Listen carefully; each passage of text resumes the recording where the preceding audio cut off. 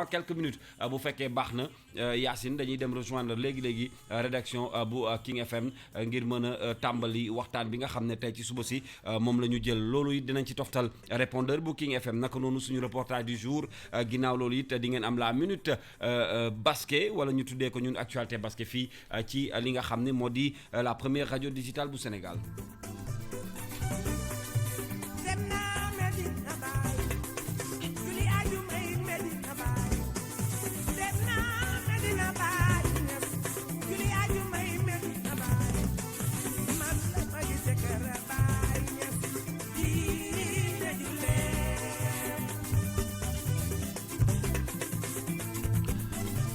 aca ubbi jotaay bi leen nuyu ñaar ñi nga xam ne c'est un plaisir de retrouver Dissa Préra ak ki nga xam ne moo di Modou Fall ci seen xam-xam ñu fas yéene commenter expliquer information yi nga xam ne da leen di yitteel waaye toftal ci ay experts salaamaaleykum Dissa. salaamaaleykum Kals salaamaaleykum mbokk auditeurs yi ak mbokk internautes yi di nuyu également sama naataango Modou Fall. Modou noo def. maa ngi fi sant yàlla bu baax a baax. naka suba si kon di julli ci yonent bi salaa salaam ni ko mbër yi di waxee. mbaa sant say ñaari waajur. sant samay ñaari waajur. bokk ci doole rek mu mat sëkk. waaw mu mat sëkk Kalse di la nuyu di nuyu Dissa di nuyu mboolem auditeur yu King FM.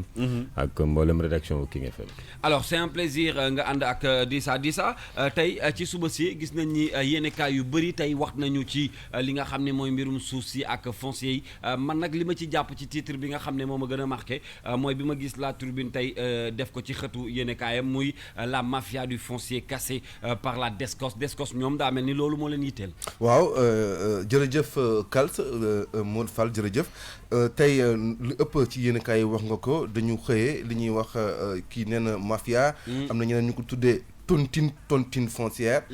maanaam ak pàccoo. ak pasar gu ñu nemmeeku. ci ay suuf xam naa yu am valeur yu nekk fële ci Sangalkam. loolu nag mu ngi xew ginnaaw ba li ñuy wax ISRA. ISRA di benn institut. buy liggéey ci wàllu recherche ci wàllu agriculture. porter plainte. parce que dañ ko attribué woon benn terrain. ci zone boobu noonu zone Sangalkam boobu noonu mais mu dem ba ci biir mu am ay mbir yoo xam ne dafa xaw a lëndëm ba nga xam ne ni que bi mu porté plainte waa Descos nag ci seen xarañ ku xam Descos xam na ne que vraiment bu fekkee wàllu enquête ci wàllu terrain ak respecter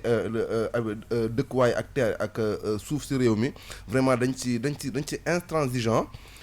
ñoom bi ñu jógee ci loolu nag la ñu def benn enquête découvrir na ko vraiment mbir mi ñu ngi koy pàccoo bu ñaaw mun ñu mën seen a gis ay ministre ñoo xam ne nekk te loolu moo ci gën a doy waar Kals mooy jamono bi nga xam ne góorgóorlu bi amul sax fu mu dëkk.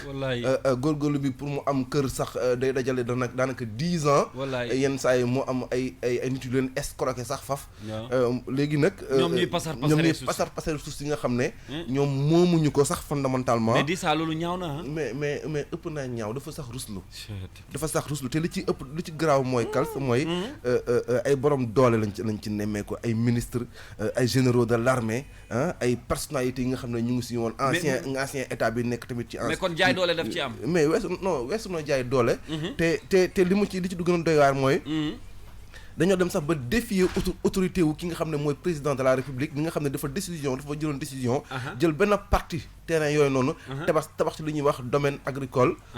pour xale yi nga xam ne dañoo nekk zone boobu ko xam zone Sangalkam. ak Kals yi nga xam ne zone maraîchage bu intense la. foofu te maraîchage boobu noonu. mën naa bokk ci liy joxe. xëy jeune côté boobu. waaye tamit di dundal benn pàccu Dakar. ñoom ñu ne spéculateurs yooyu di am dem ba am fitu. opposé wu. ci naka su dul noonu ci décision bu nga xam ne autorité suprême dëkk bi moo ko jël muy président de la république bëgg fa def ab DAC domaine agricole communautaire. ñoom ñu def seen ay liñirtu ba nga xam ne que DAC boobu sax mënta taxaw pour man c'est extrêmement grave et je félicite la Descos vraiment. parce que ñu ngi def liggéey bu am solo rawatina ci code bi ku dëkk Dakar xam nga ne que vraiment Descos taxaw na ci mbir yu bare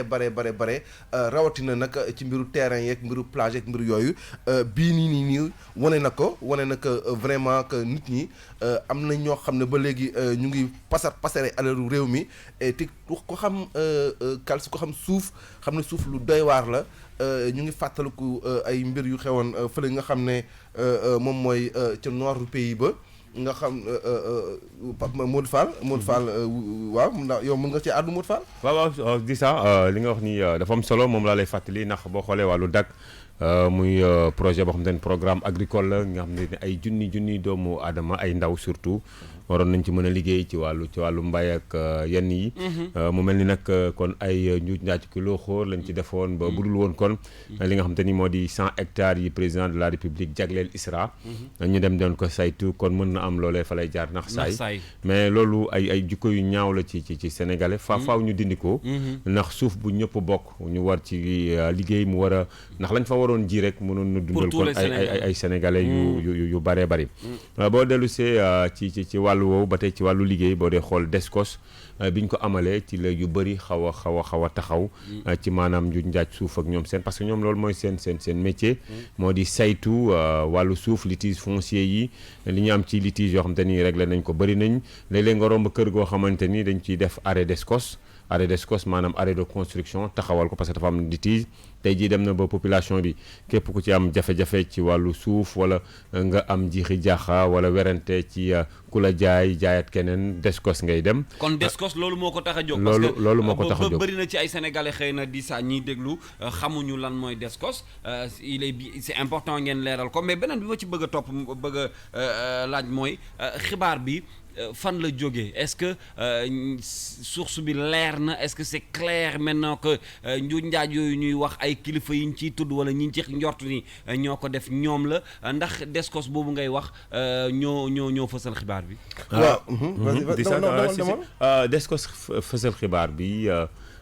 bu ñu sukkandikoo déjà ci l'observateur defe naa doo werante ci. bu ñu gëstoo ba noppi ba bind. seen mbir leer na. voilà l'observateur ci gëstoom tey mu génnee ko baare ko à sa une. mooy wane ni kon xibaar bu wér la calzan boo dee xool même explication yi liñ la jox. rappeler la un peu les faits tudd ci nag c'est vrai des ministres ak ñoo xam te ni ñu ngi ci impôt et domaine wala domaine sax ñooñu ñëpp ñu tudd c'est-à-dire donc ñooñu xëy na après ñoom ñooy mën a setal seen bopp mais fait yi dafa avéré wu que suuf la woon boo xam ne dañ ko jagleel ISRA mu nekk domaine bu yaatu pour ñu def fa non seulement ay recherche waaye tamit mu nekk domaine agricole ni ko di saa waxee ngir ñu bay fa ñoom ñu jël ko daal di koy salfaañee defoon ko dëkkuwaay daanaka boo xoolee sax ci photo article L'Obs bi ñu ngi lay won ay poteaux courant yoo xamante ni def nañ ko fa mu nekk zone boo xamante ni habitation lañ ko doon defee donc bu nekkul woon tamit 100 hectares yi nga xamante ni président taxaw na ci ngir DAC bi démarré wala ISRA bi démarré kon tey jii lii du feeñ di ça. waaw Kals Descos boo déggee ñu naan la Descos c'est la direction de la surveillance et du contrôle de l'occupation des sols. c'est-à-dire benn pàcc la te ay gendarme lañu loolu jar naa préciser benn pàcc la boo xam ne pàcc ci gendarmerie la boo xam ne maintenant mu ngi dépendre ci ministère de l'urbanisme mu ngi dépendre ci ministère de l'urbanisme ñoom nag seen liggéey mooy fexe surveiller ak contrôler fépp foyer di war a sanc muy kër ak muy boutique ak muy plage ak muy ñoom dañ ko war a saytu ba nga xam ne que ba ñu ne la fii mën nga fay sanc am mënoo fay sanc di nga gis nit tàmbalee tabax foo nga xam ne que dañuy jàpp ne zone publique la wala zone maritime la mu dem ba si digg bi waa Descos ñoo taxaw ne ko déet sa waay fii kat mënoo continuer tabax ndax lii zone maritime la wala zone publique la ëllëg nguur di koy soxla kon fii waroo fi tabax donc ñooñu ils sont habilités et xam nañ bu baax lu ñuy def mais li ma bëgg a wax pour loolu mooy lii c'est l'arbre qui cache la forêt Kals c'est l'arbre qui cache la forêt prédation foncière Ndakaaru defe naa ay 20 ans ngi nii wala 25 ans ngi nii ñu ngi koy assister am na zone yoo xam ne fi mu ne Kals démb maa ngi la koy wax ñu ngi koy wax bi ñuy wax ci waxu plage yi. waaw léegi am na zone yoo xam ne c'est très difficile sax nga accéder ci plage yi. et puis boo defee le tour des Almadies. am na zone yu nga xam ne avant l'accès des plages était libre mais léegi dangay gis nit ku ñëw tabax fa këram ba pare àkki moo plage bi. donte moomu ko mais coow lu jib parce que xëy na borom doole la xëy na am na fu mu ko wéer et du loolu kese même l'occupation de nos rues aujourd'hui pose problème même l'occupation de nos rues pose problème c'est-à-dire aujourd'hui lu ñu war a gis nga grand lu ñu war a réglementer la. démb dama sincèrement wallahi dama jaar Colobane sama xel dem ci yéen ci benn situation bu ma gis. c'est-à-dire que li ngay wax ni ci ni ñuy occupé ba jël yoon place yoo xam ne ak yoon yoo xam ne leneen a fa waroon nekk. et c'était devant des hommes de tenue c'est-à-dire que dama romb ay policiers taxaw di gérer circulation ma gis affaire bu doy waar gis nga boo jógee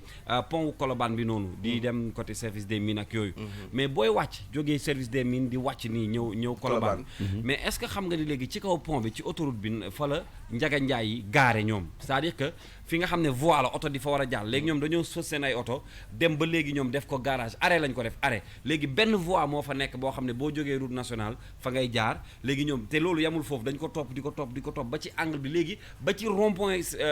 Colobane bi arrêt la boo xam ne Njaga Njaay yi c'est-à-dire dañ ko léegi ñoom c'est légal ñi ngi taxaw gaare seen ay oto ñii aj seen ay tànk ñii taxaw di jàpp ñii di homme de policier yaa ngi taxaw affaire bi comme si c'est-à-dire que dafa mel ni loo xam ne yoon la te yow boo ko xoolee nii rek nga romb ko rek di nga xam ne fii du pour arrêt. pourtant boo ko waxee ñu ne non dañuy liggéey. dañuy liggéey moo xam ne kenn terewul kenn liggéey. mais liggéey dans l'ordre. billaahi liggéey dafa war a nekk dans l'ordre. gis nga. désordre bi dafa bari. mais daf non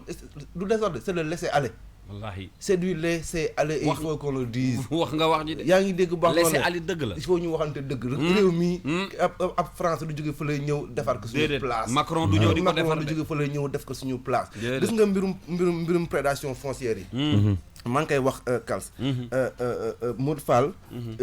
il y a quelques années am na benn affaire bu xewoon dans le nord du pays. c'était une affaire de prédation foncière. ba taxoon population mi génn je me rappelle sax que amoon na ay morts.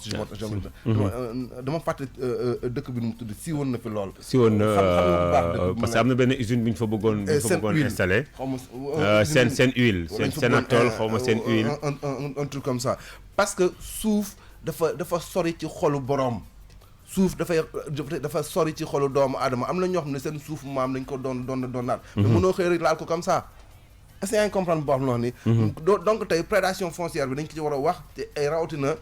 dañ ci war a wax parce que ñi jàpp na ñi ëpp alal ci réew mi ñoom ñooy aakimoo parti yi gën a am yu gën a baax ci Ndakaaru am na zone yoo xam ne tey même boo dee travailleur bu normal bu moyen amoo fitu xalaat fa sax ne fii mën naa fay am jënd terrain wala jënd kër wala sax luy fa ab néeg. et puis léegi booy jënd terrain sax da ngay tiit ah. non mais da ngay jënd ba pare tiit. da ngay ragal jënd terrain terrain boo xam ne Dissa moo ko moom ak Modou Fall ak Pathé. c'est vrai ah c'est vrai mais Dissa fàttali dëkk bi Fanaay la. Fanaay la woon mu amoon ñaari décès. amoon après 21 autres personnes blessées. parce que suuf Kals dafa sax ci xol ni ko Dissa di waxee sama suufu maam la. c'est-à-dire sama appartenance la. te boo dee xool Sénégal mais Sangalkam aussi bëri woon na ay coow ci suuf. mais Sangalkam mais bii ñuy L'Obs bind tey c'est à Sangalkam. c'est à Sangalkam am na bu fi amoon aussi ay faatu bakkan yu bëri woon na. Sangalkam non wàllu suuf Sangalkam c'était une manifestation. après la gendarmerie la ñu waxoon ni tiré ci kii. mais wàllu suuf au Sénégal boo dee xool. Sénégalais yi dañoo xamul texte yi. texte yoo xamante ni loi bi 64 la 46. bu 17 juin 1964. ci wàllu domaine national. mu nekk loo xamante ni Sénégalais yi souvent dañ koy umpale benn àllarba ñaar fukki fan ak juróom-benn ci weeru octobre atum 2011 fàttali ko Dissa Fanaay. ci wàllu usine Sénatol bi ñu fa bëggoon def. population bi génn ni seen suuf la ci la ñuy bay. mu indi woon coow ba ñu mujj ko tuxal. nga jëlaat leneen loo xamante ni 20 000 hectares après ci nord bi bu ñu ne woon dañ koy affecté également benn usine privée. nga jël 1000 hectares boo xamante ni entreprise Sénégindia bi lañ ko joxoon. moom lañ ko jox sax mu xawoon indi coow. muy suuf nekk loo xamante ni dafay indi coow souvent état soit mu teg loxo ci suuf parce que suufam la domaine national bu ñu koy wax suufu état la mais souvent day indi incompréhension entre état ak population. tu as compris. day indi incompréhension entre état ak les populations moom mooy faral di indi coow yu bari. bu weesoo loolu bu ñu ñëwee ci ñun particulier yi naka la ñuy amee suuf Sénégal est-ce que suuf dañ koy jaay. tey dama lay jaay suuf mais du ma la jaay suuf délibération laa lay jox délibération bi fan lay jógee c'est au niveau de la mairie est-ce que boo demee au niveau de la mairie vente la est-ce que du dañ la koy allouer permis d'occuper yi ñuy wax moom mooy les titres précaires titre yooyu est-ce que les Sénégalais xam nañ ko est-ce que jox la këyit tax na nga moom suuf si est-ce que bi ko état soxlaa doo jóg ainsi de suite donc moo am ay questions yu bëri yoo xam te ne dañ koy wax ci wàllu suuf di ça. waaw am na question yu bëri yu ñu wax ci wàllu suuf Modou Fall wax nga ko mais su ma jumul il y a 4 ans si ginnaaw wala sax ci premier mandat président Macky Sall jëloon na ay dispositions pour yombalal ñi nga xam ne dañu amoon yenn suuf yi nga xam ne kayit yi dëgërul woon lu ci mel ni ay bail lu ci mel ni ay délibération yu ci mel ni yooyu président jëloon na ci ay matuwaay ngir fexe dimbali ñooñee nga xam ne seen ay possession dëgërul yenn dëgër yi ngir ñu am ay affaires yu dëgër donc ngir ñu am lu dëgër donc Kals mbirum suuf war nañ ko seetaat war nañ ci gën a waxtaanaat fexe nag ñi nga xam ne dañuy spéculer ñi nga xam ne dañuy jël suuf si gën a baax ak moo ko parce que ñoom ñoo ëpp alal ci réew mi loolu je pense que war naa dakk parce que tamit ñun ñëpp a ko bokk suuf si ñoom moomuñu ko ñun ñëpp a ko bokk et donc voilà war nañ ko xoolaat bu baax a baax kon Kals bu baaxee bu fekkee am nga ko au téléphone mën nañ ko jël ki nga wax léegi mën na ñëw. waaw ñi ngi jéem a jokkoo ak moom xam nga nag gars yi bu waxtu wi jotee ñoom it surtout actualité yu demee nii ñi ngi ci di waxtaan di concerté wu ci ñi nga xam ne ñoom la concerné ñun nag ñi ngi ak rédaction bu King FM ñi ngi jéemaat tuuti pour mën a jokkoo ak certainement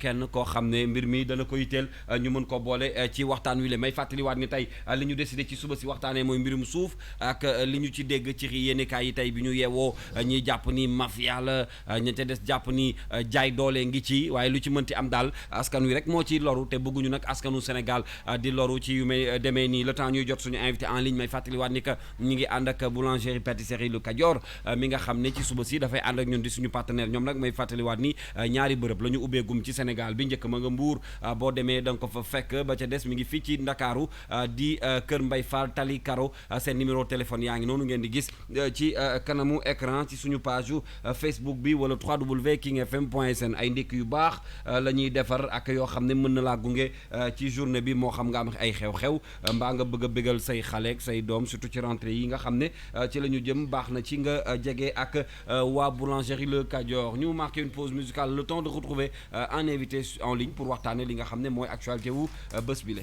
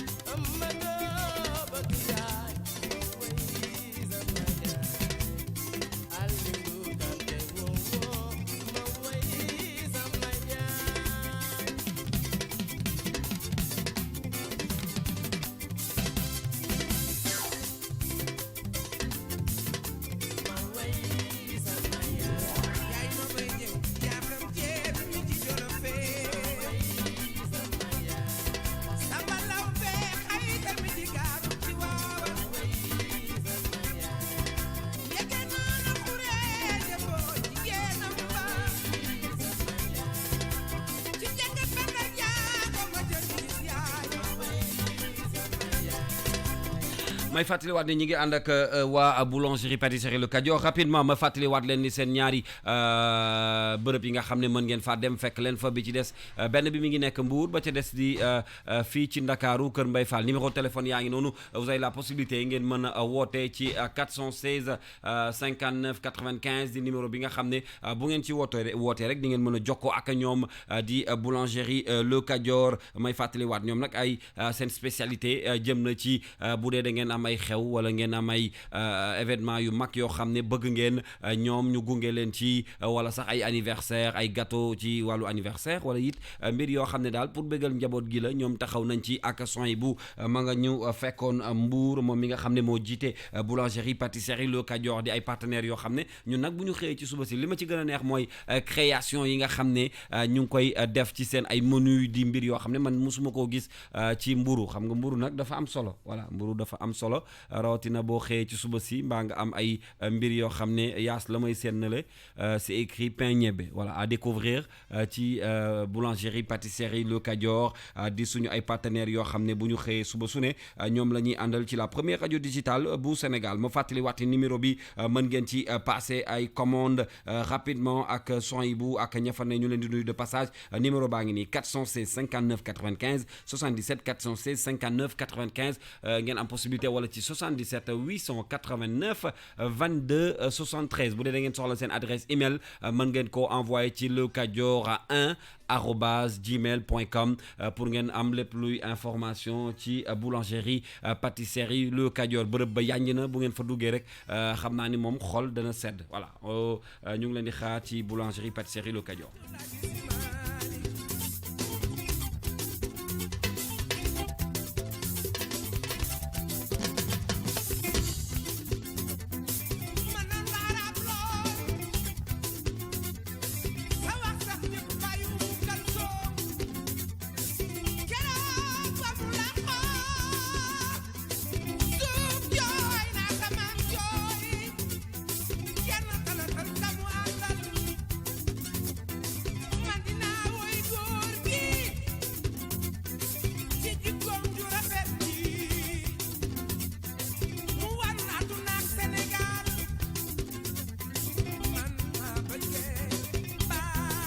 di ko nuyu di ko masaw ci suba si le grand Cheikh Amar xibaar bi nag ñoo ko xëy déggandoo gis ngeen kumba laal na ko sànq ci bi ñuy tënk xibaar yi li ñu ci mën jàpp rek mooy lu doy waar la loo xam ne xëy na nag suñu borom moom bu namee ay mbiram waaye nag sotti na ci ndox mu sedd mi mooy ay gaañu rek la ay gaañu rek la di ko ñaanal nag suñu borom fëgg bopp bi mu dellu si waat ndax li ma dégg kenn wax ko ci suba dundam bi dund bu am solo la voilà donc moom wax dëgg yàlla dañuy bëgg di ko gis kooku Cheikh Amar di Massaw Bamba également di garde rapproché bu Cheikh Amar Bamba ñi ngi lay nuyu bu baax en promoteur moom it bëgg Cheikh Amar yàgg di liggéey ak moom it fekke woon mbir mi xibaar bi nag ñoo ko déggandoo ci suba ak léegi ci rajo bi nga xam ne moo di King FM bëgg du bañ ce titre laa bëggoon ñu béggalee ko Cheikh Amar rek et puis juste après ñu dellu siwaat ànd ak yéen le temps de retrouver la rédaction bu King FM dinañu am kenn en ligne tout à l'heure pour waxtaanee li nga xam ne mooy sujet bi ñu tànn ci suba si am na kenn koo xam ne je viens de recevoir son message dit ça il me pose la question est-ce que lii yëpp sànq bi ngay wax da nga ne dañuy dem sax ba teggi li chef de l'État di wax wala ndigal yi mu joxe ngir rek seen ay intérêt personnel mais lui il pose la question est-ce que derrière tout ça est-ce que son excellence nekku ci parce que yaakaar naa ni ku président jiite it balaa nga am sañ-sañu def lenn day fekk njiitu réew mi nangu ko wala mu yëg ko. Je comprends sa question, Kalsa, mais pour cette histoire précisément là, gëmuma ne que man Macky Sall nekk na au courant ci prédation bii nii mën na xam yeneen te boo seetloo sax li mu la wax en 2017 boo seetlu 2016 ou 2017 benn moment Macky Sall dafa xool ne que spéculation yi foncière dafa bari ba nga xam ne que néew di doole yi bari na lu ñu leen di àtte ñàkkal mu jël décision wu képp ku nga xam ne da nga yoroon titre précaire mu fexe régulariser la jéemoon na ko fi defoon naa ñu bari sax bénéficier woon nañu ci mbir moomee n'est-ce pas loolu c'était une volonté peut-être de montrer et d'aider ñi nga xam ne ay néew du doole lañu yor ay titres précaires war a am dëkkuwaay waaye amuñu xaalis bu nga xam ne que mën nañoo jënd terrain bi à un prix énorme wala suba mën nañu xëy suba ku leen ëpp doole ñoo fekk leen foofu parce que titre précaire la ñu yor jëlee leen fa parce que amuñu doole donc pour éviter loolu le président avait décidé de régulariser tous les titres yu bëri titres yu bëri mais histoire bi Kals lu ci important également il faut dire que bëri na ci lu ci mairie yi ñu leen ci duut baaraamu tuuma bëri na ci tamit yu seen ñoom wala seen agent yi di ci taq est-ce que comprendre nga baax na ni di nga gis koo xam ne mais mairie lay liggéeyee wala mu jege maire bi wala sax maire bi si boppam jël ay titres précaires ba jox ko ay nit ne leen dem leen dëkk fa wala dem leen bay fa terrain bi jox naa leen ko or au fond fondamentalement ñooñu ñu koy jox xamuñu ne que sax terrain bi ñoom moomuñu ko. xëy na souvent daf koy def parce que dafa soxla ay militants souvent daf koy def parce que daf koy jaay ñeneen ñi souvent daf koy def parce qu'il y a des deals derrière au-delà des maires également il y a beaucoup d'argent qui travaillent ci administration bi muy gis nga sànq ci journal bi Modou Fall. ñu ngi fi cité ay agents au ministère de l'urbanisme. ay agents impôts et domaines. C'est-à-dire que c'est des corrompus qui sont dans le système et qui font que le système est défaillant. Surtout. Voilà. Surtout dit ça. Kals pour fàttali la rek suuf si ñuy wax en question titre foncier la de titre foncier moo xam te ni c'est 849 R État du Sénégal moo ko attribué par décret 79 442 li nga xam te ni moo di Institut sénégalais de recherche muy ISRA moom la ko attribué donc mu nekk 610 hectares. Après bi mu jëlee li nga xam te ni moo di programme mu domaine agricole yi muy PRODAC mu jébbal leen benn partie ci suuf soosu ci la liy feeñ mooy li di saa di wax ay nit yoo xam te ni ci mairie yi la ñuy ne ci gouvernement mais on peut dire ñoom ñooy def yenn prédation yoo xam te ni prédation foncière lay doon te mën na am sax président du ko yëg parce que bi mu ko yëgee moo waral li nga xam te ni moo feeñ et d'ailleurs ñu ngi xaar décret bi nga xam te ni moom la war a jël par rapport à ça pour ñu affecter yenn suuf yi nga xam te ni ISRA la ko joxoon ñu affecté ko PRODAC ngir ñu mënal amal fa dak mu di domaine agricole wàllu suuf Kals boo dellusee dafa compliqué au Sénégal dafa compliqué boo dee xool Dissa Préra Kals nee na nga xool ko. jërëjëf Fall. aja bismillah ñëw. dafa compliqué au Sénégal boo dee xool ci kaw ba ci suuf. moo xam nord sud. est. spoliation foncière bi daf fi bëri. prédation foncière bi daf fi bëri. wàllu titre foncier bi ñu ko doon xool bi ñu koy lancé pour bañ yooyu yëpp pour dindi fi titre précaire yi di saa wax ñu ngi ko lancé à la Médina lañ ko lancé yombal titre foncier yi pour titre précaire jóge fi parce que titre foncier moom nga mën a am jàpp ni yaa moom kër gi wala yaa moom terrain bi d'accord xam naa ni sujet la bu intéressant dinañ ci dellu si waat gën ci waxtaan lii moom jar na sax def émission ak ñeneen ñoo xam ne xëy na dinañ ñu si gën a on a essayé de tenter plusieurs invités yoo xam ne bëgg nañu comme ni ñu ko daan defee chaque matin mais des fois aussi da ngay làmb te du yem waa des ko si woon nañ leen mais xam nga ñoom ay gendarme lañu jotuñu dafa am lu muy jaay waaw nee nañ enquête la bu ñuy topp donc rafetlu nañ ci seen xalaat alors ci beneen mbir boo xam ne xaw na koo jege tuuti xam nga ni àllarba bu nekk Dissa Préra wala talaata bu nekk environnement daf ñuy yitteel am na tey reportage sax boo xam ne def nañ ko ci jëm ci sachet plastique yi nga xam ne sànni ko ñun dafa yomb ci ñun mais danger bi ci nekk duñ ko sax xam la dernière fois ndongo bu daara ji def na ci benn son ci indiscipline wax ci ndax ñuy fàttaliwaat ni benn mbuusu plastique bu ndaw rek boo ko sànnee mën naa dund at yoo xam ne moo lay mag foofu magaale sa maam donc musiba bi mu mën a jur doo ko xam raison pour laquelle tey ci environnement bi nga xam ne daf ñuy yitteel talaata bu ne King FM am na kenn ko ci yónni woon mu def ci reportage. waaw Aminata Ba doxantu woon ci dëkk bi xool mbirum sachet en plastique yi parce que boo seetloo Kalsa gënoon nañu sax benn loi bu nga xam ne dafay tere fabrication bi ak utilisation wu sachet plastique yooyee waaye boobu ba léegi lu ñu nemmeeku mooy ñu ngi fi gis sachet plastique yi et sax on doute un peu que sachet yi wàññeeku nañu. Le but c'était ñu fexe jëlee leen fi waaye boobu ba léegi gis naa ne wàññeeku bi sax dafa xaw a doy waar. donc ñu ne woon nag lañ ci amal ab taxaw seetlu. fexe ba nga xam ne que xam sachet yooyu nan la demee fu muy jóge ñu koy utiliser lu tax ñu continuer di ko utiliser ak loi bi nga xam ne moom lañu ci taxawale woon moom lañ ci yëkkati woon pour fexe en sorte que mu jóge fii loi boobee fu mu toll lan mooy jafe-jafe application wu loi bu ni mel ci dëkk bu mel ni Sénégal kon xëy na Aminata Ba bu fekkee yemb na laata waaw kii ñëw na sax Kumba mën na ñëw tënk ba pare. waaw Kumba mun naa tënk ba pare heure bi jotagul waaye waxtu wi jotagul tënkagul waxtu wi jotagul de Kumba day ñëw mën nañoo dem waaw mën nañoo wax ci reportage bi mën nañoo xooli wax ci reportage bi reportage mais balaa ñu ciy dem bëggoon naa Modou Fall parce que lu ñu yitteel la ñun ñëpp mais li ñuy gis tout le temps ñu koy def mooy sénégalais sànni mbuus moom da koo yomb c'est-à-dire que c'est comme si garaawul quoi yow sànni ko rek romb ko habitude la xëy na dinañ ko dinañ ko balee wala dinañ ko for et pourtant li muy jur ëllëg ci ay jéyee bëri na jikko la Kals xam nga ce qui me fait mal tey jii Kals en Italie Kals forcément va s'adapter tey bu Kals demee Italie du sànni mbuus ci mbedd du tufli ci mbedd ngeen baal ma du def yenn yi ci mbedd mais il suffit bu ñëwee Sénégal commencé sànni mbuus wala ainsi de suite pour man comportement bi la comportement bi moom mooy jur yenn danger yi parce que sachet en plastique pour mu seey c'est quasi difficile. c'est-à-dire 400 ans la laaj 400 ans il te faut 4 siècles. kooku mag na ku ne. il te faut 4 siècles pour mu seey c'est-à-dire day impacter négativement ci environnement bi.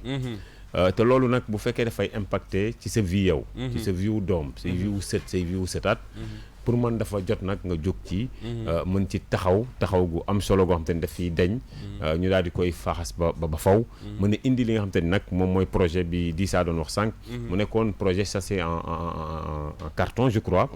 mooy wàllu papier sachet en papier d'ailleurs on avait annoncé à l'Assemblée nationale une loi boo xam te ni dañ koy voter pour ratifier loolu dindi fii définitivement am na en France par exemple am na en France am na au Sénégal je crois la loi a été votée à l'Assemblée nationale. ñun dañuy voté waaye dañoo am problème mu application bi mooy problème moom la di saa di wax léegi ci ban niveau la amee jafe-jafe ci wàllu application faaw ñu dem foofu xool ko buñ ko xoolee également ngir mën ko dérouler sachet yi ñëw dugg d'ailleurs il y a des pharmacies ak yenn boutiques yi ko commencé mooy en papier yi boo jëndatee moom lañ lay jox c'est bon même quand c'est une bonne chose surface yu mag yi ne ci réew mi nga xam ne bitim réew lañ jógee bàyyi nañoo joxe mbuus parce que mbuus Kals baaxul ci environnement bala nga koy xam nga dem ci benn nappe phréatique boo xamante ni soit genre deex wala truc nga xool mbuus ba nga fa sànni day fat boo moytul say sëtaat danañ ko romb fekkaat fa mbuus bi day fatt lu bëri day fatt alors Kumba yegg si na ci studio bi également pour dem directement ci li nga xam ne moo di reportage bi ñu Aminata Ba defal n'est-ce pas Kumba kon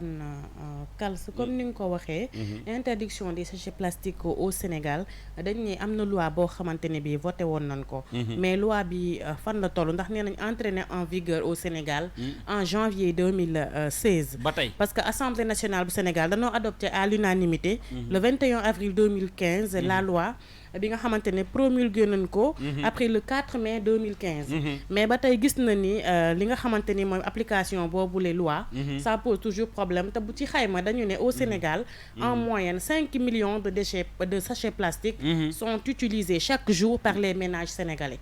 mu nekk loo xamante ni bi lim gi yaakaar naa ni les chiffres sont importants parce que bu ñu ne loo xamante ni c'est nocif pour santé doomu aadama yi pour suñu wér-gu-yaram suñu environnement day empêcher garab yi ñuy màgg kon loolu bu ñu ne chaque jour ñun Sénégal ñu ngi ci utiliser 5 millions en moyenne la ñu wax kon loolu jot na ñu taxaw ci loo xam ne même si biir géej am na jën yoo xamante ni danger ngi ci danger permanent la ñu nekk ci sachet plastique yi yaakaar naa communication ak sensibilisation bi warul arrêté parce que ba tey xamuñu lan mooy impactu li nga xam ne moom mooy sachet plastique yi suñu environnement ci suñu santé ci animaux yi nga xam ne ñun on a besoin d'eux ci li nga xamante ni moom mooy garab yi war a màgg te lii di sachet plastique yi mën nañ leen tere ñu màgg nocif ci suñu wér-gu-yaram ñun ñi en tant que doomu aadama yu koy nooyi day polluer air bi ci biir géej gi sax ñi nga xam te seet nañ plage Sénégal yi fii boo demee da ngay gis ne ay sachet dafa bari bu fekkente ni mbalit bi génnee nañ ko même les images parlent d'elles-mêmes da ngay gis plage yi mbuus yi maanaam mbuus foo tourné da nga koy gis ci suñu Facebook bi rek nga xam ni ñuy sànnee mbuus moom ak plastique ëpp na mais loo xam ne chaque jour yaa ngi ciy lakk en moyenne 5 millions. C'est normal que mu bari ci dëkk bi yaakaar naa ba tey mesurer guñu li nga xamante ni moom mooy danger yi nekk sachet plastique. te loolu liggéey la bu ministère de l'environnement nag war a def. ñu xamal nit ñi exactement lii lu ñu utiliser. ban impact la am njeexital bi kon ci suñu wér-gu-yaram. ci animaux yi ñu dundal ndax kals benn exemple bu ndaw. da ngay gis ni xar bu lekkee mbuus. day dee. mënoo ci dara parce que du rees. du jàll. xar boo ko gisee la plupart xar yi li leen di rey loolu la da ngay gis jékki-jékki di gis muy fettasu boo ko rey après da ngay gis si vrai mu laxasu ci biir bi ba kii oui c'est loolu rek exemple la buy wan ni musiba jën yu ñuy kaas ne dafa manqué ci Sénégal c'est vrai am na explication yi bari na mais mbuus yi itam am nañ ci explication parce que dafay rey ay espèces yu bari ci biir géej yoo xam ne oui am na jën yoo xamante ni waaye buñ ko gisee duñu sax ñëw ci gox boobu ci zone boobu noonu parce que danger la pour ñoom donc dañuy daw impact yi dafa bëri moo tax sujet bi ñemewuñu mbuus yi mala yi ñemewuñu mbuus yi garab yi war a màgg indil ñu oxygène ñun bu ñu soxla pour dund mbuus mi ndekete musiba la nit ñi doomu aadama yi ñeme ko danger yi nag kal li Kumba wax la tàngal sax buñ ko jëlee danger yi dañ ko jël daal di koy tënk ci ñetti pàcc bu njëkk bi mu di pollution visuelle maanaam ci wàllu gët mbuus yi ni ñuy naawee tag ci garab yi nekk ci bayaal yi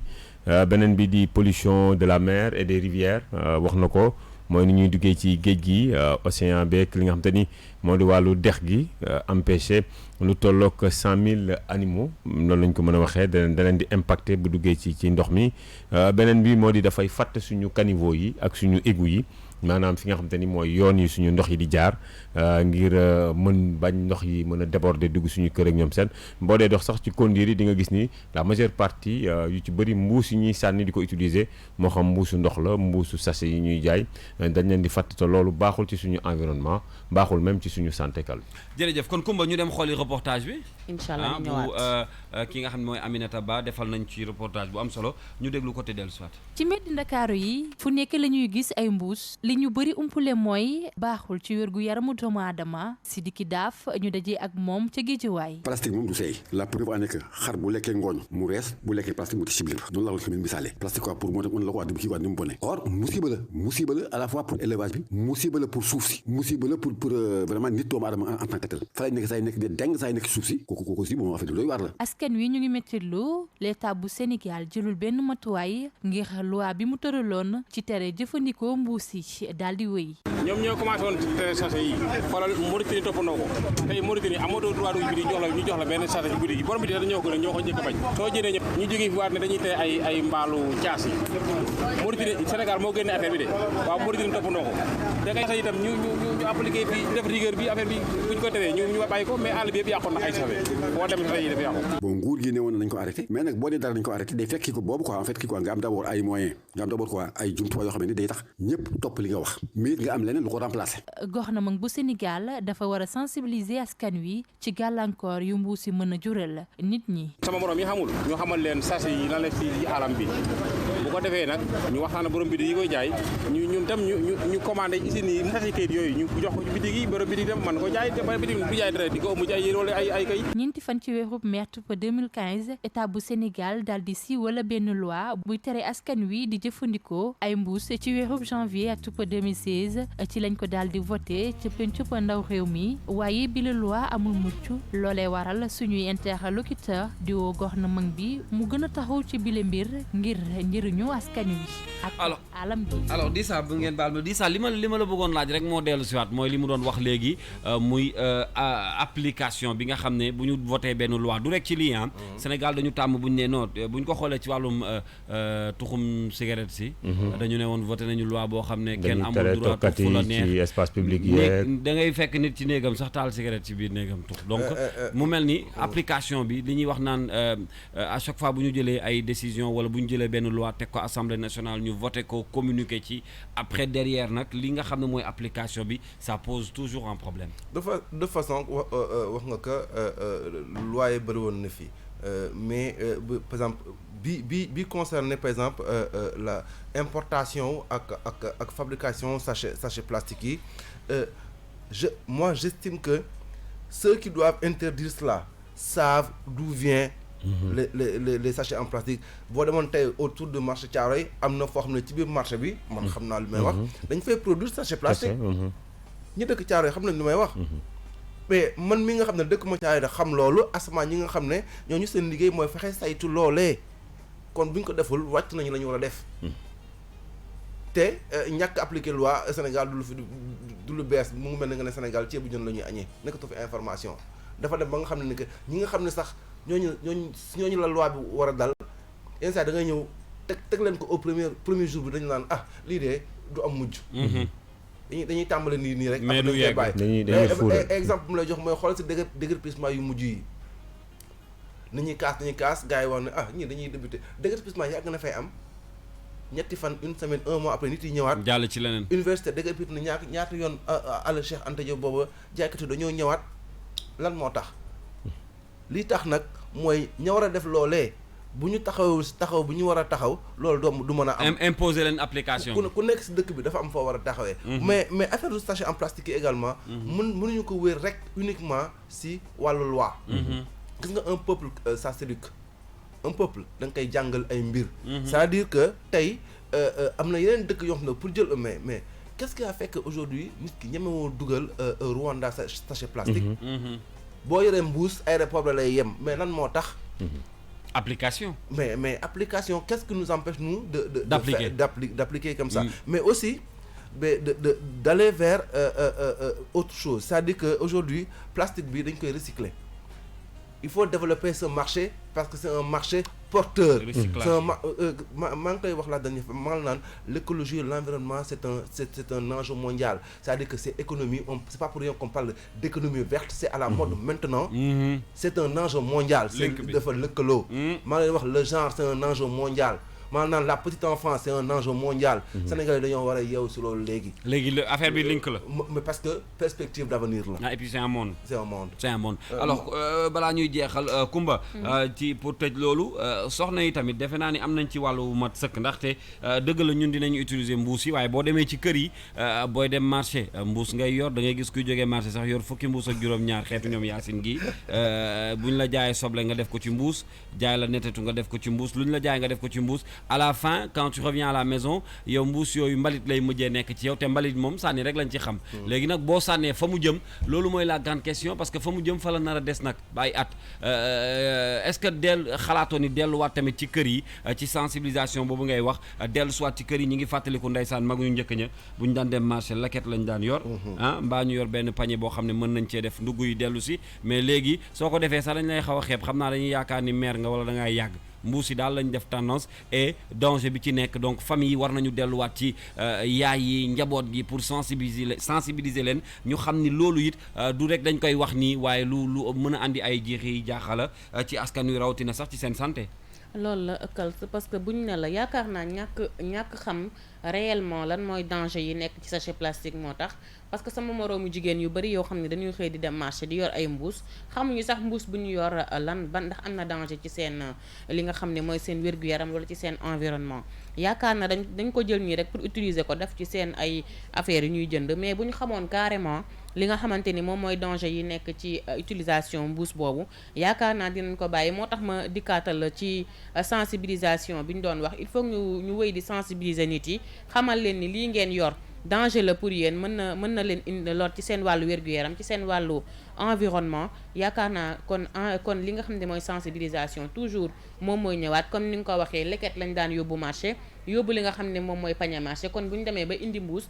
te leket ak pañe marché moom moo gën a pratique lii di mbuus parce que benn mbir la boo xam ne da ngay def jël sa yëpp def ko ci biir bokkul ak li nga xam ne da ngay yor ay sachet yu bari déjà sa xaalis nga koy jëndee boo paree après mu lor la am ay danger yoo xamante ni moom ngay courir ci li nga xam ne mooy utilisation mbuus yooyu ndax nee nañ sachet plastique yi non seulement day polluer nature bi mais day appauvrir sol bi te ñu ngi wax Sénégal émergent naan dañu war a am autosuffisance en nangam kon buñ ne mbuus yi dafay appauvrir suñu sol kon il faut que ñu communiquer pour nit yi xam exactement lan mooy impact bi luy njeexital di ci suñu environnement ci suñu façon ngi dundin parce que boo xoolee danger yi ñu la wax yëpp moom moo nekk sachet plastique en un mot kon ñun ci suñu jëmm bopp ñun doomu aadama suñu environnement la biodiversité lépp tout est menacé kon ci utilisation sachet plastique yooyu. dëgg la kon na xale yi jël laquette yi di ko demee marché. sensibilisation et puis un petit mot rek si li di saa wax ci Rwanda. bu ñu tegee ay loi dañu war a teg ay mécanismes yoo xam ne citoyens yi dañuy suivre. mais citoyens yooyu nga xam ne ñoom tamit ñoo war a suivre war nañ leen éduquer.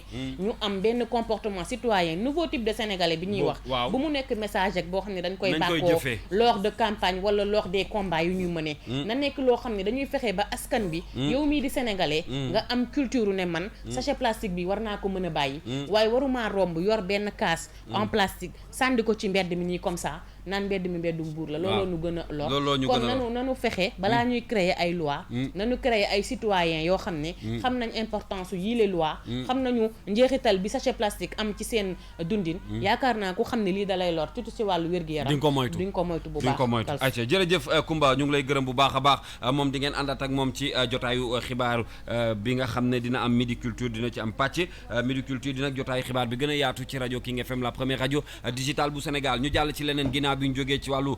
sachet plastique yooyu nga xam ne ñu ngi ko doon waxtaanee dañuy dem nag suivre actualité sport ci rajo bu King FM li ñuy yitteel mooy coupe du monde bi nga xam ne ma ngay xewee Chine Pape Madiakhaté comme tous les matins dellu siwaat na ak ñun ci li nga xam ne mooy affiche ak match yi amoon démb loolu la ñuy dippee ñun actu basket ci la première radio digitale bu Sénégal n'est-ce pas Dissa? Waaw actu sport démb moo nekkoon deuxième sortie équipe nationale bu Sénégal bon voilà malheureusement on a encore perdu c'était pas une surprise hein. Waaw c'était pas une surprise mais quand même c'était moins j'allais dire moins humiliant que lors du premier match. xam nga man lan laay bañ. dóor nañ ñu waaye nit ñu dóoree garaaw dóor la rek. waaye ba tey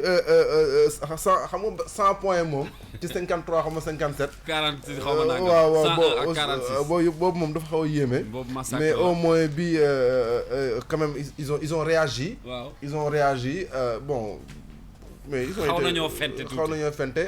et bon prochain match bi aussi également ak on aura le Canada. ça va pas être plus évident Canada dañuy nelaw sax di dugg voilà donc mais comme que nii la fi demee ñu jàppee que ni mu fi demee dundee ko ni mu fi demee te xaar seen ay retour ayca dañuy ànd ak Pape Madiakhaté ñi ngi lay nuyu ci suba si xool ni match yi demee démb ak tey lan mooy affiche u bés bi Kals maa ngi lay nuyuwaat bu baax ñu dikkaat tey ci seen rubrique bi ñu jagleel mondial basketball 2019 bay amee ci Chine ñeel góor ñi programme mu tay bi nag jongante yi bokk na ci match bi Sénégal doon jongante sànq ci suba diggam ak Australie Lituanie yi ci beneen match poule bi di laale ak Canada yeneen jongante yi bokk na ci Monténégro di daje ak Nouvelle-Zélande Brésil di laale ak Grèce Japon di tase ak République tchèque États-Unis di favori compétition bi di tase ak Turquie muy jongante bu am solo Allemagne di laale ak République dominicaine France di tase ak Jordanie démb nag résultat yi équipe africaine yépp dañoo lajjaat ci seen ñaareelu bëccëg lu mooy Tunisie mi nga xam ne moo sauvé honneur u continent bu Afrique bi ginnaaw tunisiens yi ba ñu daanee waa Iran 79-67 Angola dafa ñàkk diggam ak Italie mi ko daan 92-61 Venezuela daan Côte d'Ivoire 87-71 Nigéria nërmeelu ci kanamu Argentine mi ko daan 94-81 Chine mi dalal compétition bi démb dafa am defetam bu njëkk ci compétition bi Pologne moo ko daan 79-76 muy 3 points d'écart ngeen jàpp it ne coupe du monde basketball bi di amee ca Chine mooy ci taarixu coupe du monde bi ëpp ay joueurs NBA ndax juróom fukk ak ñeent ci ñoom ñu ngi ci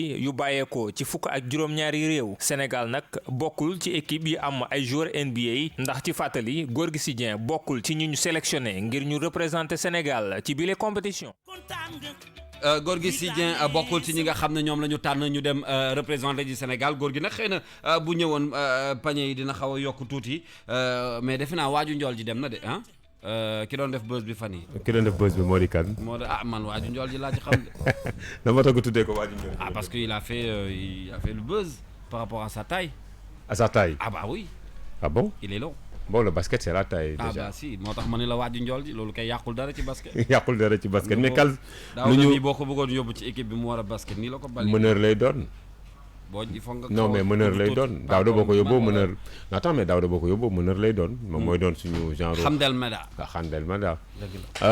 Kal li ñuy wax ci gaynde yi c'est vrai que c'est un premier match les gens ont dit que ni complexe moo leen xawoon jàpp contre Lituanie bu ñu jëlee score boobu 54 points d'écart mais tey seen match contre Australie da ko confirmer man lecture bi ma ci am c'est-à-dire dafa confirmer que seen match d'entrée peut-être jëlu ñoon ay repères bu baax parce que tey boo xoolee ils se sont battus xeex nañu ak Australie te bul fàttali ni Australie du équipe bu ndaw Australie ñu fàttali ni moom moo gagné États-Unis ci match de préparation mu gagné ko tey Sénégal téye ko raw ko mu dab Sénégal rombaat ko ba finalement gaynde yi mujj wadd ci score boo xam ne 13 points d'écart la man pour man c'est honorable gaynde yi mën nañu leen féliciter quand même te ñaan yàlla nag match bi nga xam te ni contre Canada la mu di suñu dernière carte parce que il suffit ñu gagné benn match rek mën a accéder au second tour nañu ñaan kon suñu dernier match booy yi quand même retrouver la main et puis voilà quoi ñu mën a accéder au second tour di ça jërëjëf Modou Fall et puis ñu ngi joxaat dig daje inshallah Pama Diakhaté ëllëg ci beneen minute actu bu basket bi jëm ci coupe du monde boobu nga xam ne ña ngi koy amalee ca Chine defe naa nag décalage bi moo xaw a metti moo tax sénégalais yi ba tey amuguñu possibilité mën a xam match yi ban heure la mais Pama Diakhaté mi ngi ñu ci dimbali ci waxtu yooyu nga xam ne Sénégal mën na ci di jouer léegi dinañ dem xool yi xibaaru dem beeg dëkk bi ak ki nga xam ne moom moo di Massayer nekk ci tali bi waaye laataa loolu am na leneen loo xam ne jukki nañ ko ci répondeur bu King FM mais cette fois-ci ça pas de la musique parce que junjoon nañ leen ko keroog may fàttali répondeur bu King FM nag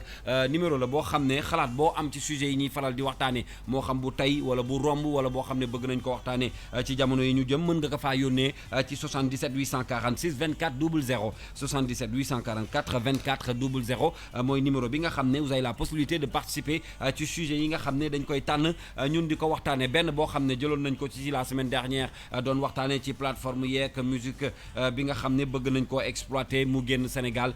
kenn koo xam ne artiste la mais quand même il a décidé de nous parler ci suñu répondeur bu King FM qui fait vraiment plaisir Books bu seen kumpa moom moo àddu tey ci suñu répondeur bu King FM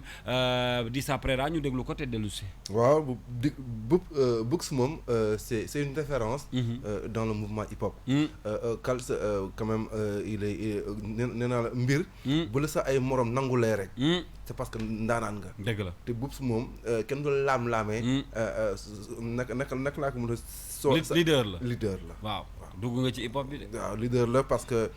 du tey également au regard de ses lyrics au regard de beat yu muy teg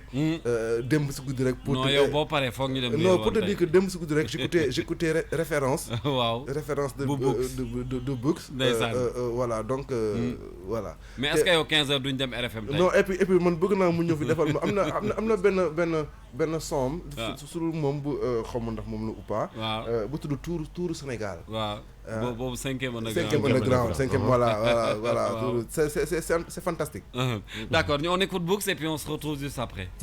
man la Books seen kumpa voilà man personnellement en tant qu'artiste man tey soxla naa ndimbal soxla naa jàppale soxla naa explication soxla naa tamit aussi motivation pas pour man kese mais pour man ak samay rakk pour man ak samay mag pour man ak sama askan mooy comment ban politique la ñu mën a def pour delloowaat encore jeunesse bi ci cosaan delloo jeunesse bi ci aada delloo jeunesse bi ñu xam fan la musique bi dooree fan la commencé ak histoire am Sénégal ak Afrique bi yëpp parce que tey aujourd'hui pourquoi may wax loolu mooy bu ñu seetloo mooy que tey sunu art mu ngi commencé changer xar-xaru kanam moo tax tey daal bëgg naa un peu ñu wax ma ban politique la ñu mën a def ak ban campagne la ñu mën a def en tant que artiste en tant que musicien su fekkee ñun dafa am rôle boo xamante ne war nañ ko mën a jouer waat encore su fekkente ne nous on s'exprime pas bien ci suñu ay morceaux bu dellu si waat buy refléter suñu cosaan ak suñu aada pour mën a jaay destination Sénégal partout dans le monde man daal li ma gën a soxal mooy que lan la ñu mën a defal jeunesse bi ak loolu nan la ñu mën a wax ak jeunesse bi ak ban communication la ñu leen mën a defal pour un peu ñu bañ a déraciner wu pour un peu ñu mën a rester def musique ñoo xam musique mbalax la ñoo xam musique hip hop la ñoo xam zouk la moo xam kabo la moo xam reggae la moo xam xeetu musique bu mënti doon biir Sénégal wala biir Afrique mais au moins que ñu bañ a déraciner wu par rapport ak sunu ay idée ak sunuy cosaan ci sunuy aada def ko ci anam yu gën a sell jërëjëf Books bu Sen Kumpa moom lañ doon dégg noonu ci répondeur bu King FM. li mu wax c'est tellement important Modou Fall. c'est tellement important Ah oui, Kalzan oui. parce que ci biir wax ji il a répété 2 fois. déraciné wu bañ a déraciné wu. ancré wu ci suñuy valeur suñuy aada suñuy cosaan dafa am solo. c'est-à-dire musique warul la mën a dénaturer warul la mën a yóbbu ci yenn level yi nga xamante ni daf lay yàq. c'est-à-dire da lay dindi ci say racines. ma yokk ci rek ni Books bi ñu koy suivre Kalz yaa doon animé yow ak Nicolas su ma juumul li nga xamante ni moo di Real One ngeen ci defoon tube de l'année. donc c'était lui qui l'avait remporté. ak tibam bu nice boobu. ñun ak yéen. voilà ñu nekk yéen loolu di wane rek talent bi nekk ci moom et puis d'ailleurs après je crois mu confirmer ko talent day fay bi ñu ko confirmer talent day fay ça veut dire que Books c'est quelqu'un boo xamante ni gars yi suivre nañ ko bàyyi nañ ko xel et puis voilà dafa cheminer dafa gëm musique bi muy def d'ailleurs moo wane ci li la di saa di wax ci wàllu lyrics wàllu beat c'est-à-dire boo dégloo sa chanson da nga xam ni il l'a travaillé nekkul loo xamante ni voilà li gars ñi di wax quoi AGT voilà musique AGT nekkul musique AGT voilà donc bu ñu mën a denc la di ko jaajëfal di ko féliciter et puis di ko ñaax pour mu continuer ci lancer boobu lay ndaxte musique yombul ayca dina am ku ñuy jéem a jokkool léegi ci téléphone bi balaa ñoo jeexal xam nga nag ñun la première radio digitale bu Sénégal dañoo tàmm di leen jox ay xibaar waaye di ko jëlee foo xam ne nii da leen di intéressé on marque une pause musicale comme da ngeen a bëgg a tabax te mbirum suuf la ñuy waxtaanee soo ba léegi on écoute Omar Pène et puis on se retrouve juste après.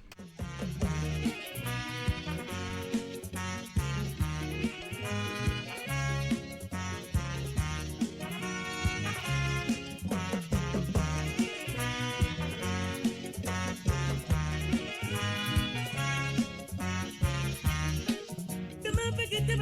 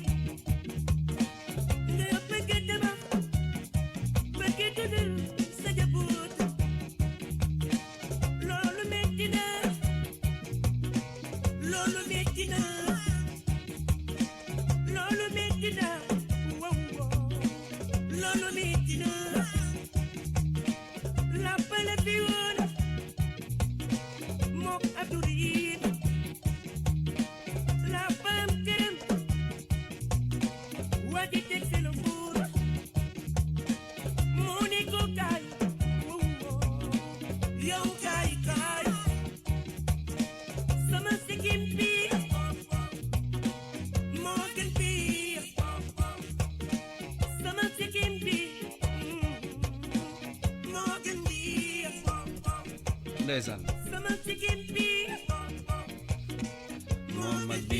à l'instant Omar Pène et le super jamono ci King FM xam ngeen ni nag suuf moom bu ñu koy wax tabax a tax voilà donc day am solo ñu dégtal leen titre Omar Pène boobule waaye ñaari sujets yi ñuy waxtaanee booboog léegi beneen bi di chasser plastique yi nga xam ne tey ci la ñu def reportage ngir sànni yi ñu koy sànni di ko utiliser manière boo xam ne mën naa jur ay loraange ëllëg ci askan wi ba ci sax seen wér-gi-yaram raison pour laquelle ñun ñi ngi jéem di jokkoo ak monsieur Abdou Karim Sall di ministre bi nga xam ne moom la ñu dénk lépp lu jëm ci wàllu environnement ndaxte ci sujet bi ñuy waxtaanee dafa nekk lu ñu yitteel n'est-ce pas di sa Préra waaw environnement dafa am solo comme ni ma ko waxee sànq Kals enjeu mondial la rawatina ci dëkk yi nga xam ne ay dëkk yu néew doole lañu comme Afrique nga xam ne ñun ci wàllu biodiversité daanaka ñun liñ ci am néew na ñu ko dese si àdduna bi jamono ji boo seetloo Europe environnement daanaka amatu fa Asie waxi noppi barki démboo Njaay rek fi nga xam ne bi Amazone di lakk rek dafa alerté ay doomu aadama donc comme que ci wàllu biodiversité ci wàllu àll ci wàllu richesse yi nga xam ne mooy am ci àll ci gàncax daanaka ñun liñ ci dese daanaka moo gën a bëri yeneen partie àdduna bi yi ñu si desee kon jot na kon c'est important ñu taxaw ci c'est important ñu taxaw si ba pare waaw Kals waaw dama am kenn koo xam ne ci waxtaan wi suba ak léegi ñu ngi doon jéem a jokkoo ak moom muy directeur adjoint Major Diouf directeur adjoint bu Descos moom la ñu am ci ligne bi waxtaanee li ñu doon wax sànq ba léegi muy mbirum suuf si ak ni ci xëtu yéenekaay yi tey yéenekaay yi ni ñu ko fasalee Major ñi ngi lay nuyu maa ngi leen di fay. waaw ñu am mbégte dalal la ci rajo King FM waxtaan wi nag yaakaar naa tey Sénégal dañ koo xëyee muy li nga xam ne dégg nañ ko ci yéenekaay yi tey bi ñu xëyee jëm ci suuf si ak coow yi mu àndal. déjà ban commentaire ngeen ciy def yéen waa Descos.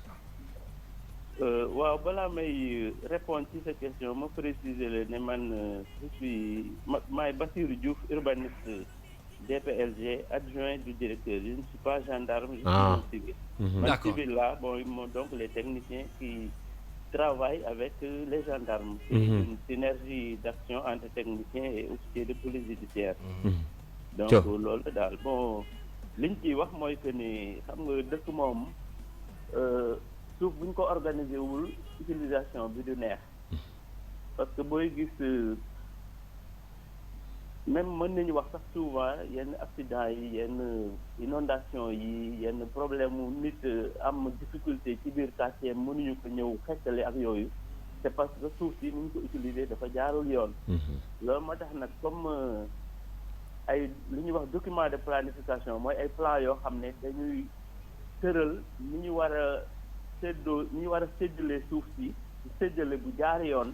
nit ñi dañ ko war a respecter moo tax état bi créer li ñuy wax DESCOS direction de la surveillance et du contrôle de l'occupation du sol pour que service yi nga xam ne ñoom ñooy xeltu di xalaat tëral plan yooyu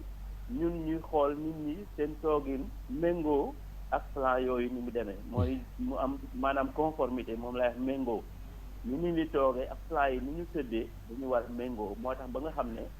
état bi mettre en place la DESCOS mu ñëw nekk un outil complémentaire pour que bu ñu créer un plan directeur d'urbanisme plan d'urbanisme de détail wala schéma directeur d'aménagement et d'urbanisme c'est un peu technique. Monsieur Diouf ñun ñooy saytu pour que nit ñi seen toogin toujours di méngoo ak plan yooyu. ñu tëral. monsieur Diouf Mamadou Fall ci micro bi mu mel ni coowal suuf bari temps yi lool DESCOS dafay intervention yu bari mën nga ci dellu si xayma bi ci at mi rek ñaata intervention ci wàllu suuf wàllu litige.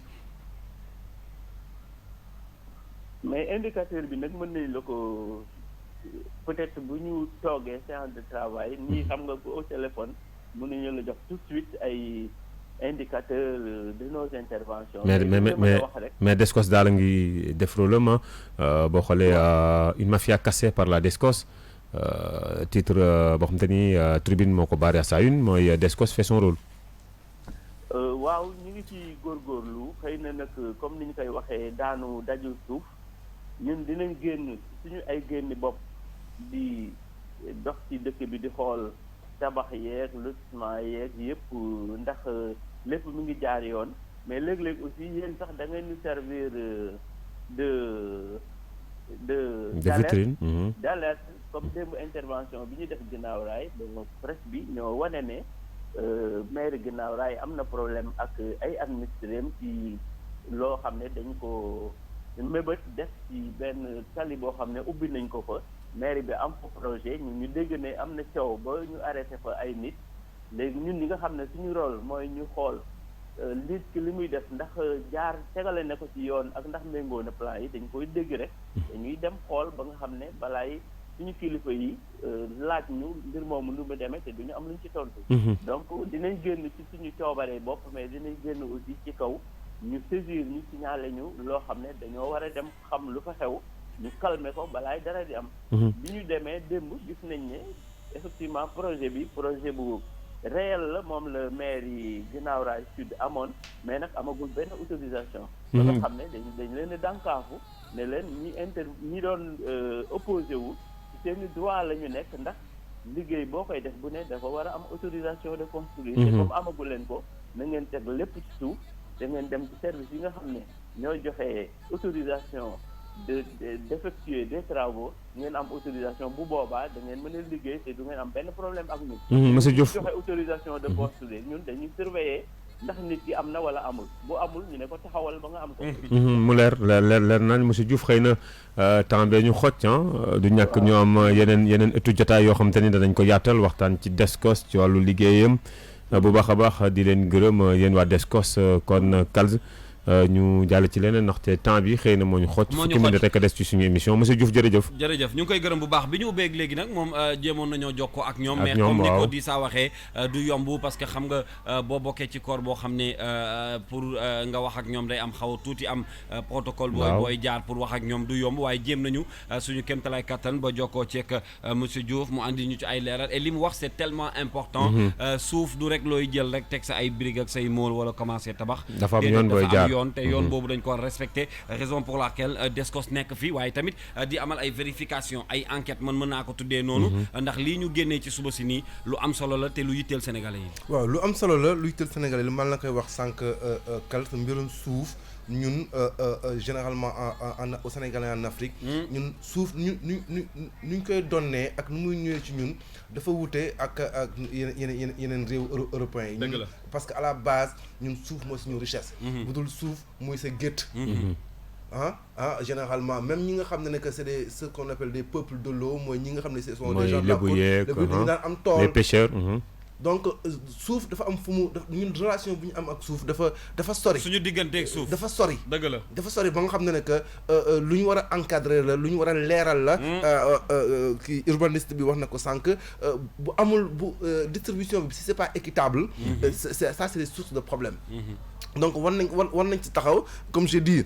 Le président Macky Sall avait pris des dispositions pour transformer le titre précaire en titre foncier. Quelque chose une décision qu'on salue vraiment parce que dimbali na jàpp na ne dimbali na ñu bëri yi nga xam ne amuñu woon moyen xëy na taxawee tànk yooyu noonu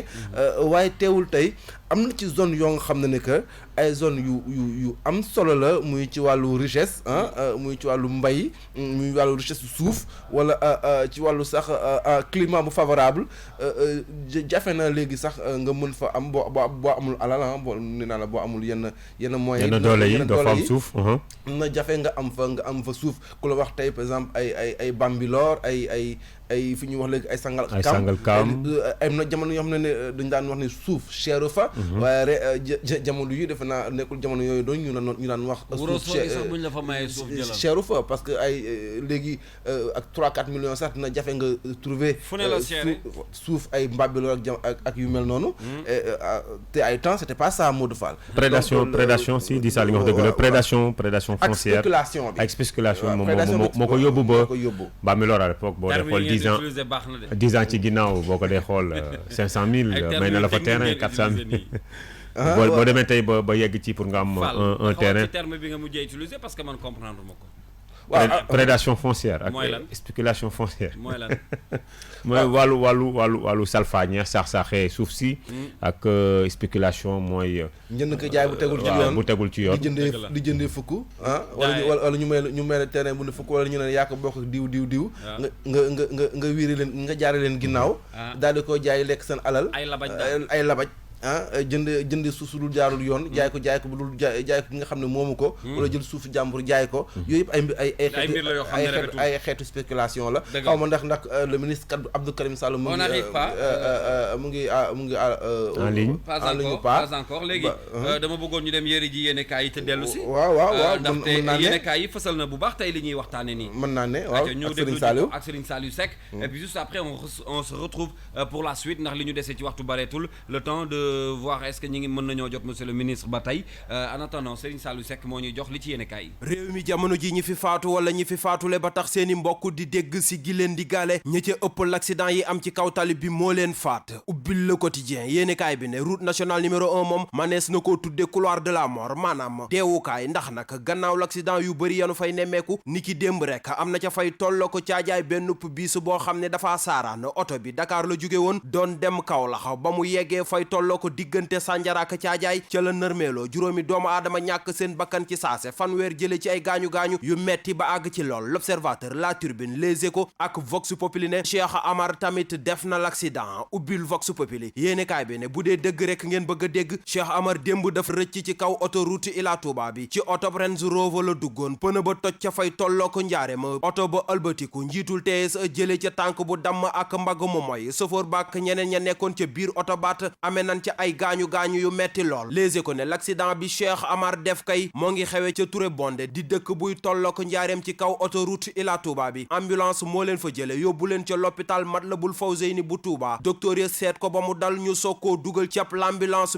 médicalisée andi ko ci l'hôpital principal bu Ndakaaru bi 9h ci guddi jotee la loolee xew jot na sëkk président Macky Sall lijjanti mbënd mi nekk ci réewum Sénégal réew mi quotidien bu lépp jaaree yoon rek te la nu waxoon doon dëgg président Macky Sall ñëw na démb wala tey waaye nag mbënd mi ak ndox yu taa rigol yu fat ba ci chauffeur su mënatul dawal ci kaw tali bi moo koy xaar ci mim réew yéenekaay bi ne lu ci man di am daal moom président Macky Sall du dund li askan wi di dund ci kaw tali bi oto yu amul fu nuy jaar chauffeur seet porox ndolu ca ngir yokk seeni paas clients yi jommi ba xamatunu fu nu jëm ñu dem ñun utali Sangalkam ubbil l'Observateur journal Rue 15 angle corniche bi ne ca Sangalkam suuf sa fa nekk moom la nu wax ne am nay punkal yu jukk bëgg caa tëdd te sax tudd nañ ca maire bu Sangalkam di ministre Omar Gueye ak ay ministre yu bokk ci gouvernement bu président Macky Sall ay généraux de l'armée ba ci yeneeni personnalité te nag suuf soosé Israël lañ ko jébbaloon 300 000 francs di juróom benn fukki junni ci xaalisu CFA la président Macky Sall bëgg a jébbal ministre d'État yi ak ministre yi ba ci secrétaire d'État yi ubbil Les Échos yéenekaay bi ne gannaaw ba moom njiitu réew mi di président Macky Sall daggee ligne téléphone yi ngir yaxanal forfait la leen tegal ci table ji am na ñuy laal 300 000 francs di juróom benn fukki junni am ñuy laal 200 000 francs di ñeen fukki junni amit ñuy laal 100 000 francs di ñaar fukki junni lépp nag ngir remplacer ko njëgul téléphone yi mu dag journal bi ne président Macky Sall daal tàbbi na ci yaxanal gi mu doon wax moom président Macky Sall source a nee na gouvernement bu bees bi nu doon wax moom lay waaj a taxawal mbir ma du mujjee doon remaniement waaye ajustement lay doon maanaam joyanti yenn ci ay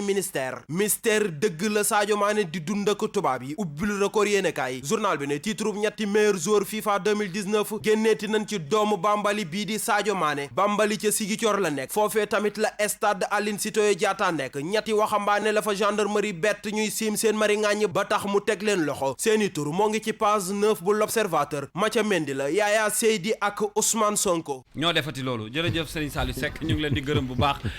xale yi de ay def rek lañ nekkee ci réew mi ëpp na loxo mais Sadio Mané nañ ko bàyyi waay ah sonal nañ ko Sadio Mané waaw oui, bon parce que xam nga j'ai vu qu'il a mais c'est vrai mais foog moom un mental de fer quand même. bu dul ren di déwén. Salah moom bu dëkkoon Sénégal dem naa seen koñ bu yàgg mais du Salah cette fois-ci classement bi xëy na. waaw mais Salah mooy xaw a jaaxal ñu bëri parce que Sadio Mané mënul jël Ligue des Champions nekk meilleur co-buteur en Angleterre. ba pare mënul bokk ci podium bi. c'est quasi c'est impensable quoi. parce que boo xoolee Messi lan la jël Liga. nga jël Cristiano Ronaldo. championnat Italie la jël. donc cette année-ci c'est Sadio qui les devance. même bu ñu ko jiitalee sax Sadio devait être le troisième joueur ou le troisième attaquant quand même. on en reparle inchallah vendredi ak Pape Madiakhaté ci sport bi dinañ ci waxtaat bu baax a baax mbirum Sadio Mané dinañu jokkoo ak moom ci ajuma bi lay doon ak Dissa Prera mooy bés bi ñu jagleel lépp lu jëm ci wàllu tàggat yaram ak équipe bu africaine yi nga xam ne ñoom ñëpp toog nañ ca coupe du monde bu basket bi loolu aussi lu jar a waxtaane la dinañ ci ñëw ajuma bëri na loo xam ne dinañ ko yaatal ajuma ci wàllu sport bi inchallah may fàttaliwaat ni que vendredi on aura comme invité El Hadj Diouf footballeur qui sera avec nous dans le studio pour gunge ñu ba 11h diggante 9h ak 11h ci suba si fii ci 9-11 merci beaucoup les gars xam naa ne ñun dañuy jéem a yëkkati jotaay bi rek monsieur le ministre peut-être suba dinañ jokkoo waat ak yow parce que dañ ko fekk nag quand même ci ay liggéey ak ay rencontre ñu ngi jéggalu bu baax ci dig boobu nga xam ne ñoo leen ko diggoon waaye dinañu entrer en contact ak moom dans la semaine pour waxtaanee mbirum plastique yooyu nga xam ne dañoo intéressé merci beaucoup encore une fois à Dissa Prera merci à Modou Fall ci xam-xam bi ak li ñu séddoo ak yéen ci suba ak léegi jërëjëf Kals merci également à Yacine mu nekkoon ci digital bi lakkale na trop nag waaye nag on l'adore merci également waaw merci également à Daouda à la coordination à Ndeye Mati à Kader Lo Kader Lo sama assistant la fan sa assistant bi di leen dikk daje comme ni nga ko waxee suba ci yeneen ci beneen édition 9-11 di am mbégte également di ci ànd ak Modou Fall ak toute la rédaction de King FM. jërëjëf et puis jotaayu xibaar yi ci kanam tuuti lay doon midi ak rédaction bu King FM Dissa Prera merci à Modou Fall jërëjëf Fall merci Kals Dissa wax na lépp tàggoo na tàggoo la ma kon jërëjëf Yacine gis naa ne tu es sponsorisé sànq ba tey ci mbagg mi gis naa ne temps am nga sponsor bu mag sax ñii seetaan bon Yacine di ko gërëm ndax sànq ba tey mu ngi may rappeler à l'ordre sponsor bi lay mu may rappeler à l'ordre naan ma ci télé nga nekk c'est vrai c'est digital da nga am miin rajo dama miin rajo jërëjëf Fall ñu ngi lay gërëm bu baax a baax rendez-vous demain inchallah ak rédaction bu King FM une pause musicale ñu ñëw nag tàggatoo ak yéen Alioune Mbaye Nder laa leen di jox le temps ñuy yëkkati jotaay bi ndax xam ngeen ni léegi di ngeen ànd ak King Feeling ci King FM la première radio digitale bu Sénégal.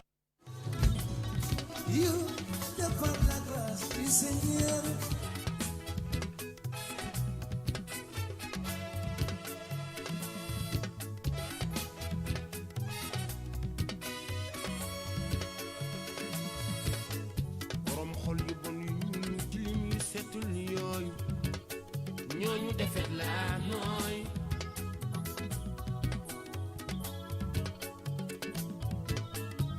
xanaa nu jëm leen xàmmee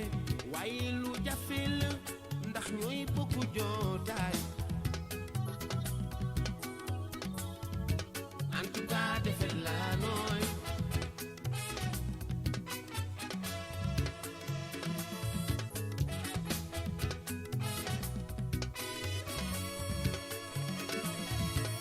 ni xanaa di mustu ci ñoom tey ñaan mutu ci seeni ay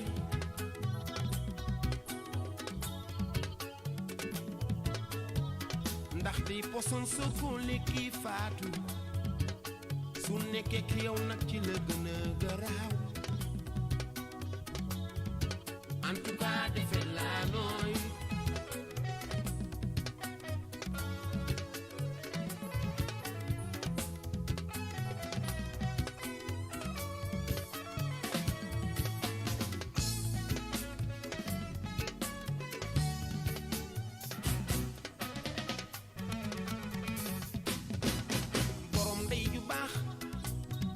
naa guddi àll waaye du fa fanaan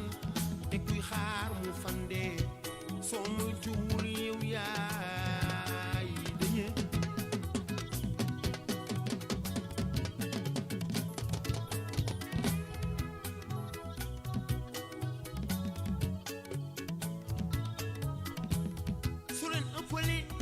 war ngeen dimbali yéen ñi bàyyi booy ñi ngeen taane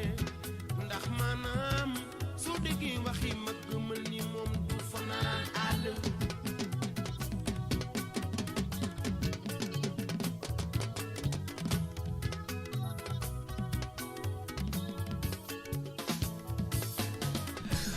ayca ñu dellu ci tali bi seet yi xibaaru dem beeg dëkk bi ak Massaer mi nga xam ne waxtu yu jotee moo ñuy jox ni Ndakaaru tëddee ci wàllu dem beeg dëkk bi moo xam ca bërëb ba mu mënta nekk waaye dinañu gindi ñu ngir ñu mën a xam fi ñuy jaar Massaer ñi ngi lay nuyu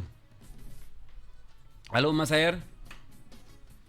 Massaer alors on va essayer de entrer en contact ak Massaer ci xibaaru dem beeg dëkk bi Daouda awma Massaer su fekkee mën naa ko jotaat ndax moo war a mën a yëkkati jotaay bi le temps ñuy jeexal ndax xibaaru dem beeg dëkk bi daf ñoo yitteel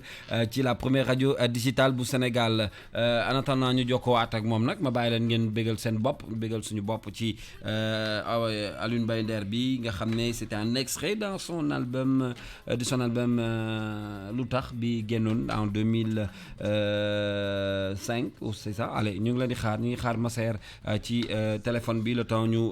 tëj jotaay bi ak moom moom mi nga xam ne moom moo ñu jox xibaaru dem beeg dikk bi.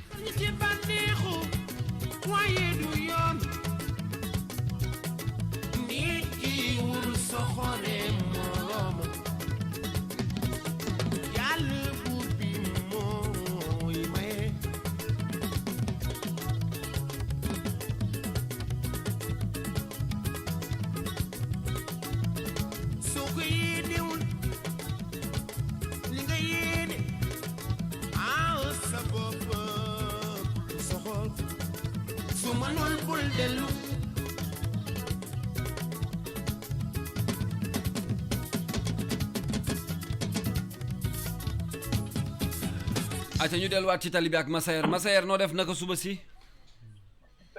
maa ngi lay fay bu baax Alaaji Kal. noo def mbaa yaa ngi ci jàmm. maa ngi sant yàlla bu baax naka yëngu. ayca Massaer xibaaru dem beeg dikk bi yitteel nañu nu Ndakaaru def ci suba si. ayca merci beaucoup DJ Kal si jàppale ñun jaar nañu rond-point Liberté 6 amul benn jafe-jafe bi ñu fay jógee également boo fa jógee nga bëgg a relier vers rond-point CVC amul benn jafe-jafe aussi mais boo fa jógee bëgg a relier rond-point boulangerie zone aussi foofu la patience s'impose parce que foofu xaw na jafe ba xat ba jéggi dayo mais boo ko weesoo amul benn jafe-jafe vers zone A B vers centenaire amul benn jafe-jafe sa xat ba yegg ci loolu kaas mooy diggante rond-point RTS ak Petersen foofu moom ku ko mën a moytu moo gën présentement nii ñoo nga fa mais xat na ba jéggi dayo di jeykal dafa xat ba yegg ci lool xat na ba yegg ca lool ci jamono ji si toll nii jërëjëf Massaer ñu ngi lay gërëm bu baax kon ëllëg dinañ jokkowaat ak yow ci xibaaru dem beeg dikk jox la yóbbante gars yi rek waaw taximaan yi waaw nee nañ nga leen ko teel a jam ndax ñi teel a xam fu ñu taxaw nee nañ temps yi nag leen koy naajee jam dama leen koy naajee jox kon bu ma ubbeetee Ndakaaru rek jox leen ko jeex na jërëjëf dinañ koy faral di am sax ñaari yoon ci jotaay bi bu leen neexee ndax taximaan yi moom suñu ay partenaire lañ yu njëkk ci première radio digitale bu Sénégal fu mu toll di woote ay mbaxal su ko defee ab naan tey la bëgg yam la bëgg mbooloo moo seen mu daje ko seetee ca biir asto nga ca te mooy def mooy dindi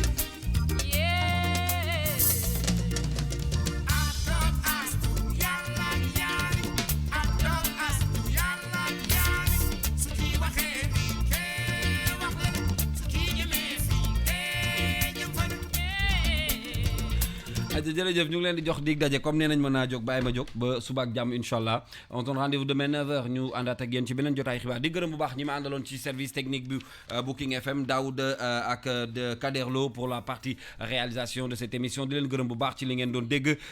ki doon coordonné loolu nag ba mu mën a yemb ñu koy wax Ndeye Mati Dieng merci beaucoup ci liggéey boobule ak rédaction Booking FM yëpp ñu teg ko ci loxol Dissa Prera mi nga xam ne moo ko jiitee jërëjëf également service digital bu King FM Yacine tey moo ci fare woon ñu jox image yi ngeen ko doon gis ci suñu page Facebook ak suñu plateforme yi nga xam ne moom lañ leen jagleel bokk na ci www.kingfm.sn merci également suñu partenaire di Le Kadior merci à Sohaibou